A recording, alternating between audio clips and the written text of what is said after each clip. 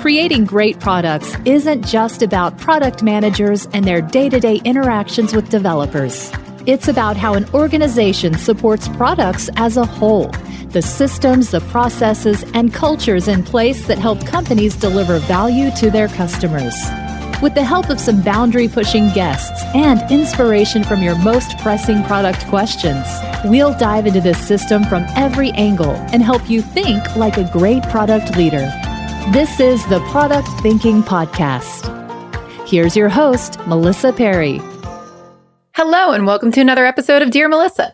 Today, I've got 3 questions for you all about careers and managing people. So I'm excited to dive into those with you, but I just want to remind you that if you have a question for me, you can submit it at dearmelissa.com.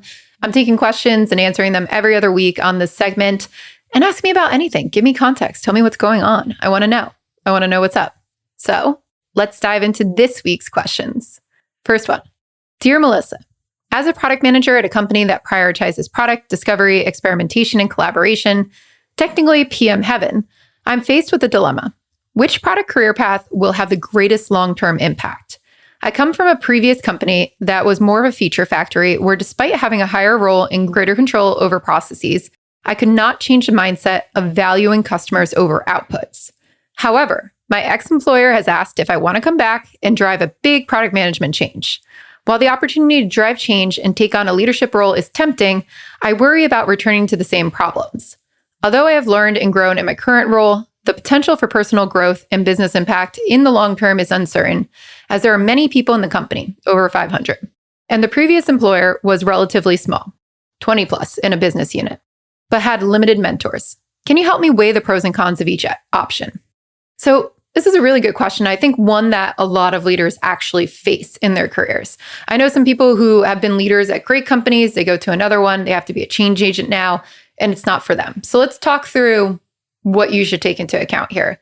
First, I give individual contributors this advice, and it's a little bit different for leaders, but I feel like it's worth saying right now. If you're an individual contributor and you're stuck at a place where it's not really doing great product management, and you're like, should I stick around and try to change the culture, or should I go somewhere that's doing it well? My advice for them is, do you want to be a change agent? And do you have the authority to actually enact change? Or do you want to just be a great product manager? Part of that you do have to weigh as a leader as well. But I will say, as leaders, we do have to enact a lot of change. So you need to be a change agent as a leader a lot of times, but sometimes those paths are rockier in certain companies than others. So that's really where this comes down to. If you are like, my full goal as a product person is to just be the best product person, be the best product leader, you might not want to go the change agent route, because what you're going to do is spend the majority of your time trying to change hearts and minds and culture rather than just executing on great product management with no boundaries. So you need to think about that. Now, there will be some level of cultural change and influence and, politics and talking to other people and getting people on board at any company. So this might be a great chance for you to actually go and flex that muscle if you're not really sure about it. If you feel like it's a welcoming environment, if you feel like you have really good leadership support and the CEO is like, yeah, we want this, I want you to lead this, you have my full support. If you need something to happen, I will do it for you. I will pave the way. You just tell me what needs to go on. That's a great place to actually be a change agent, because you have the support, you've got the buy-in from the top dog.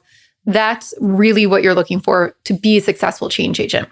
Now, you might have to educate the CEO a little bit, but if they're amenable to it, if they're very much like, yes, I'm on board, I want this is like, do this for me, that's key. If the CEO is not on board at this company, you're going to have a really hard time, because you're going to face resistance in the C-suite, most likely. People are not going to understand what's going on. You may be really, really good or flexing the muscle and getting better, let's say that, influence and bringing people on board and changing hearts and minds and getting the C-suite to trust you and understand that. But if you have somebody on that leadership team who's just totally against this and you're never going to change their mind, it's going to be really hard for you to do what you need to do. So I've seen some leaders come into these organizations that have never done product management before, totally win them over, right? It was that they felt the pain. The leaders felt the pain. They said, hey, even as a salesperson, I don't know what's going on. I don't have a roadmap. I can't make my numbers. I'm really angry. People used to fight with me about what product management was. I know I need to sell these certain things. I'm not okay with this. So what are you going to do about it? And if you come into that situation, that means that that person has felt that pain. So they're willing to change, right? They're willing to change what they have to do to work with you.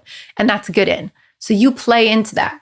I'm here to help you, right? I'm here to make this easier for you. I want you to hit your numbers. I want us to be a really great organization where you sell so much stuff that you can't keep up with it and you got to grow your team, right? You're there for them. So that's key. And if you feel like you can bring them over with that type of influence, that's a good place to be set up. Now, in other places, I've done big, large scale transformations where we actually had to restructure a lot of things. And the leadership team was not on board with that because one, the leadership team, besides the CEO was super on board, but the leadership team was like, hey, I've had developers reporting into me. I can dictate exactly what they need to do. I don't need to, go ask somebody else for permission as a head of product anywhere. I like that. I want my control. I want to hit my numbers. I care about my business unit. We had to take those people out and make a centralized product organization in that case. And that really made people upset, angry, and they were not on board. So the CEO in this case stepped in and said, if you don't get on board, you're out, which was really, really helpful. But I'll say, if you don't have that CEO support, I would never have been successful there, right? They had to tell people, get on board, even though we laid out all of the ways that they can request their things, they can make sure that they're hitting their numbers, how we prioritize, all that stuff. But it had been ingrained in them for 40 years, and they did not want to change as the leaders. So this is really important. So you need to understand what leadership team you're walking into and who are the detractors. Can you possibly win them over? And how much change actually has to happen? Sometimes it's like you are set up and it's just about kind of, bringing people onto your side, making partnerships, but you don't have to do a wildly big structural change. Things don't have to change that much. It's more of a mindset change, in which case I think that's sometimes a little bit easier. Now, if you're doing a large scale transformation where it's like, hey, we've never really done product or software before, and we have to build this team from scratch, we have to educate 5,000 people in this organization. It sounds like yours is smaller, so that's good, but that's harder. It's going to take longer. So you have to really think about, am I up for it? How long is this change going to actually take? Who are my detractors? Who are my leaders? And do I have full and total support and buy-in from the CEO? That's really, really important there.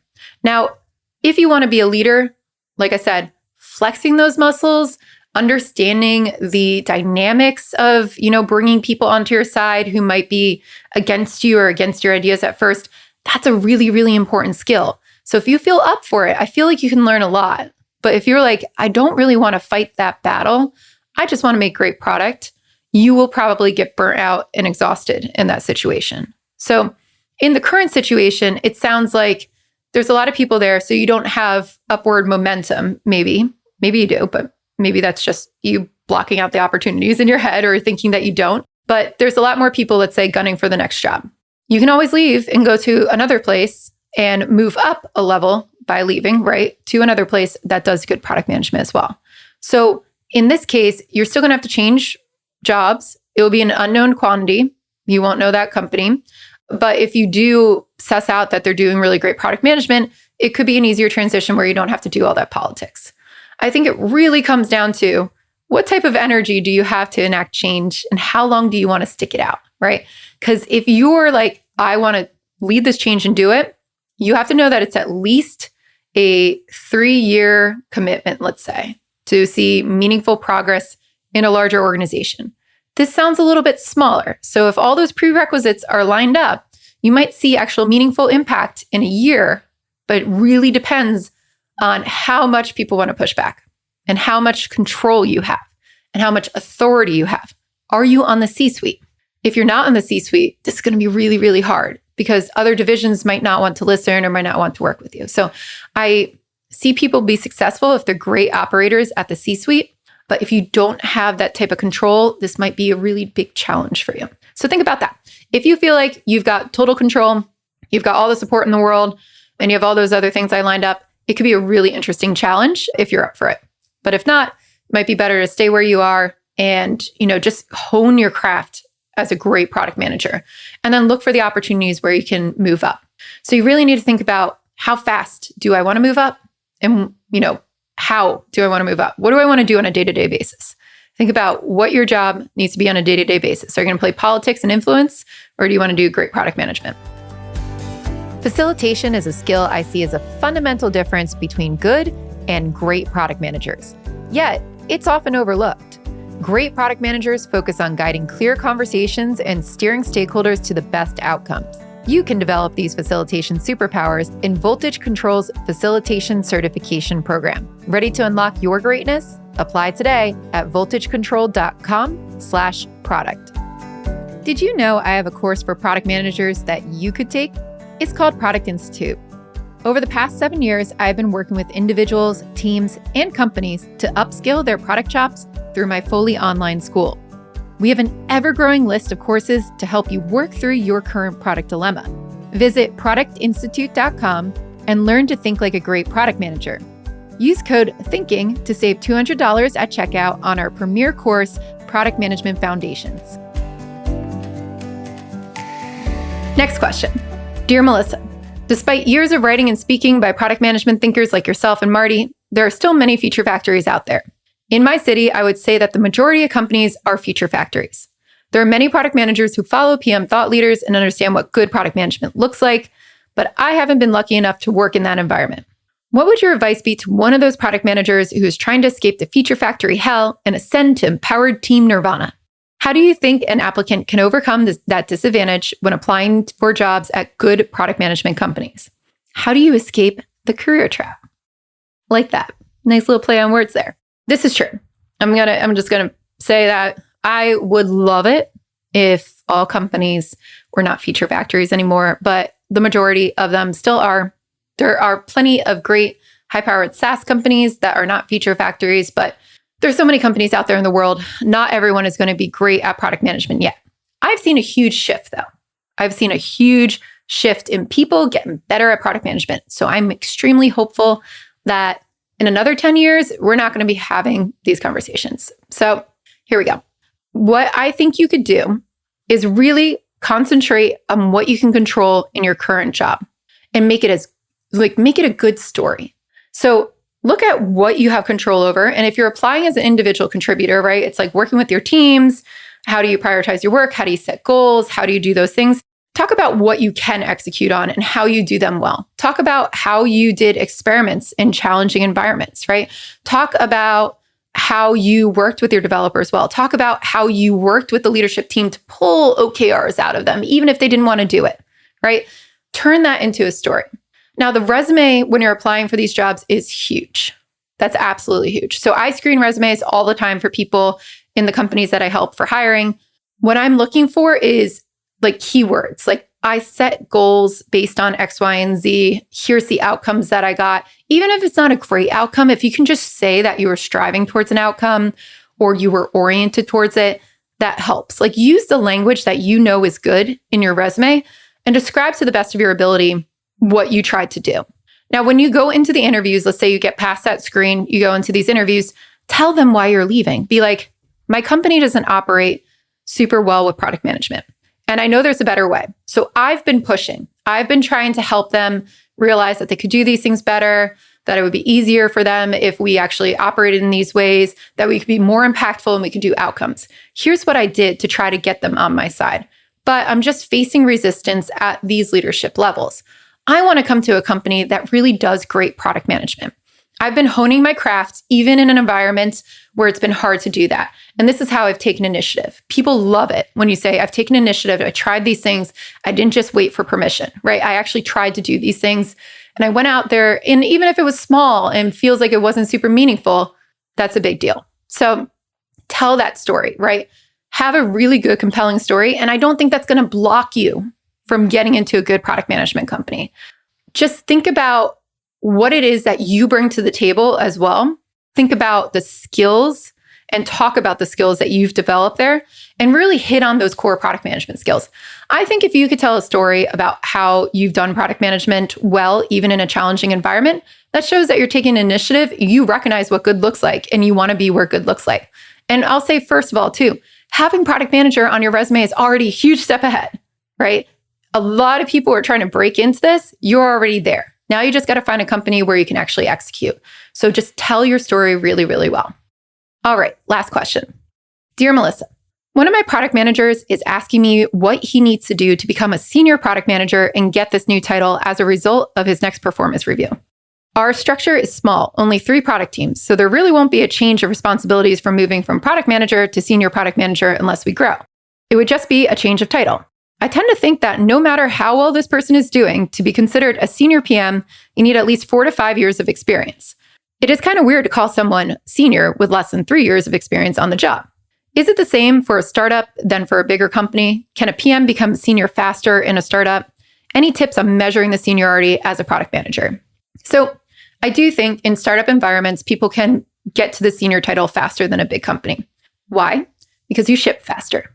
You do things faster. You actually produce. So I would not go on complete time here. Like I wouldn't look at that. If the person is performing at the level of a senior product manager, they deserve that title. I'll put that out there. And you do see people level up in startups way faster than big companies because they can produce like 10 times as much that a big company does because you can just ship faster. So think about that. Besides that though, why does this person want to be a senior product manager? Do they feel like they're actually doing the role of a senior product manager? When I look at a senior product manager, they're doing the same things as a product manager, but they need really little oversight. They need really little coaching on individual contributor product manager roles. So they know how to do these things cold, and they can oversee a really large, complicated scope of product feature set, let's say. I'm not talking about a whole product. They probably can't oversee a whole product, but they can oversee a lot more work, and you don't have to worry about them. They're just able to run, right? They're able to do things. That's how I measure seniority, right? Are they actually showing that they're growing as a product manager? You don't have to worry about them day and night. You don't have to give them a ton of direction. You just have to point them in the right direction, explain the vision, explain the goals, and they can run. If they can do that, they're pretty much a senior product manager. If they can't do that, they're not at that level yet. I've had people who have been really young and early in their career, and they're just gunning for that senior product management title. And a lot of those people are actually coming from places like banks or consulting. And they had a thing where like after 2 years, you become a senior something. After 4 years, some of them are VPs in banks.